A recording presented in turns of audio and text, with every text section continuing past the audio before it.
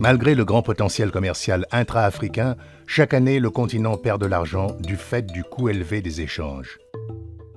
La principale enseigne alimentaire d'Afrique dépense en moyenne 20 000 $ par semaine pour obtenir des autorisations d'importation et commercialiser ses produits dans un pays. La même entreprise doit remplir 1600 documents à chaque fois qu'un de ses camions doit franchir une frontière. À Kinshasa-Brazzaville, qui devrait être la plus grande conurbation d'Afrique d'ici 2025, il y a moins d'habitants qui traversent la frontière qu'en 1988 à Berlin, à l'époque du mur. Les raisons ? Le coût élevé de la traversée du fleuve Congo et du transport de biens sur le pool Malébo. Ces deux exemples illustrent le même phénomène. Malgré leur objectif déclaré d'une intégration régionale, les pays africains sont loin d'avoir atteint leur potentiel commercial, notamment en ce qui concerne leurs échanges entre eux.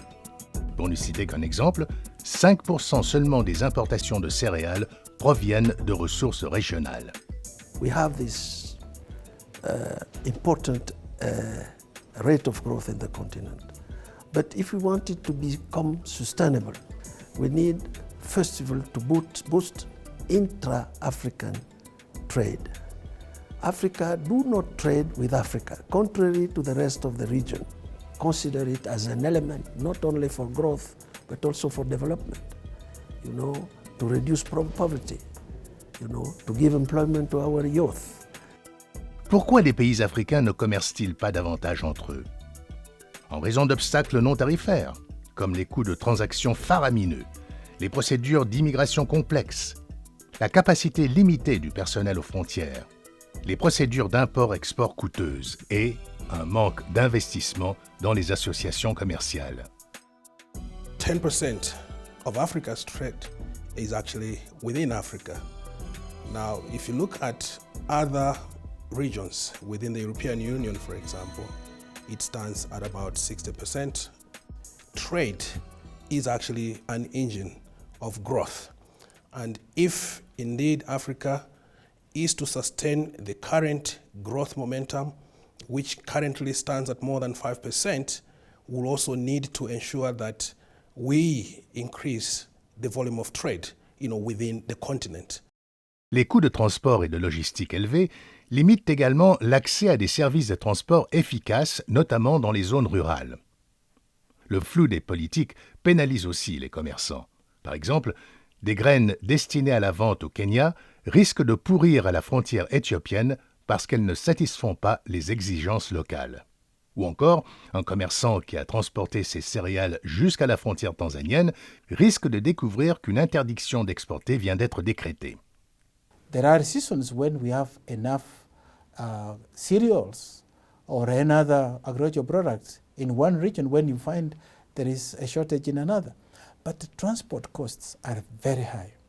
But also where we may develop infrastructure to make sure that traffic can flow. For example, you go to borders, you delay in some of the borders, in some cases delaying for 3 days, 4 days to cross a border. And mind you, each day, transport is stuck at the border, waiting to cross. You add 1% of the value of the product. That is a cost that Africa cannot afford. Et si les dirigeants africains s'engageaient à réduire les obstacles à la libre circulation des biens, des services et des personnes, voire même des investissements ? Et s'ils mettaient à exécution les politiques et réglementations existantes qui réduisent les contraintes imposées aux commerçants ordinaires ? Africa at the moment is paying up to 40% extra on transport itself of the goods at the consumer end. When you look at these costs in the rest of the world, it is an average of 10%. So Africa remains ratchet uncompetitive, not for insurmountable reasons, but things that we can remove without any additional investment. The studies tell us that if we remove these barriers to trade, if we have these trade facilitation measures, we can have an additional up to $34 billion of additional trade annually. Pour ces commerçantes de RDC, cela signifierait pouvoir vendre leurs biens de l'autre côté de la frontière, à Brazzaville, sans crainte de devoir verser des pots de vin. Cela contribuerait à faire entrer le commerce informel en plein essor en Afrique dans l'économie officielle. Cette évolution est déjà en cours au Sénégal et au Mali. Pour faciliter les échanges entre le Mali et les pays de la sous-région, d'abord il y a l'intégration, comme je le disais tantôt, qui consiste à éliminer, voire à supprimer intégralement les barrières tarifaires. Aujourd'hui, le Mali a mis en œuvre une politique de désenclavement intérieur et extérieur qui fait que nous sommes reliés à la plupart des ports des pays voisins par des voies carrossables toute l'année, autrement dit des voies bitumées. Et deuxième aspect, le Mali a entrepris également un appui au secteur privé pour le renforcement de la logistique. Cela permettrait à des docteurs, avocats, comptables et autres professionnels de voyager d'un pays à l'autre et de proposer des services moins coûteux et davantage de compétences au public. Le mouvement est déjà bien lancé au Kenya.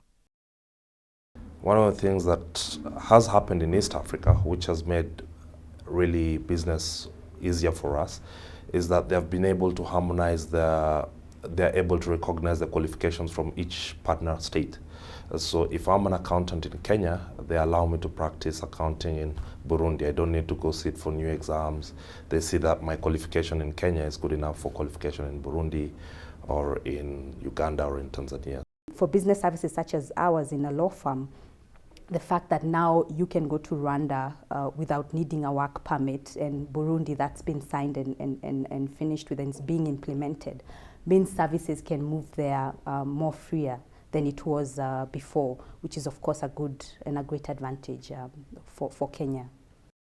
Cela représenterait de nouveaux emplois pour les 400 millions de jeunes Africains, une plus grande compétitivité mondiale et une baisse de la dépendance aux économies occidentales, aujourd'hui en difficulté.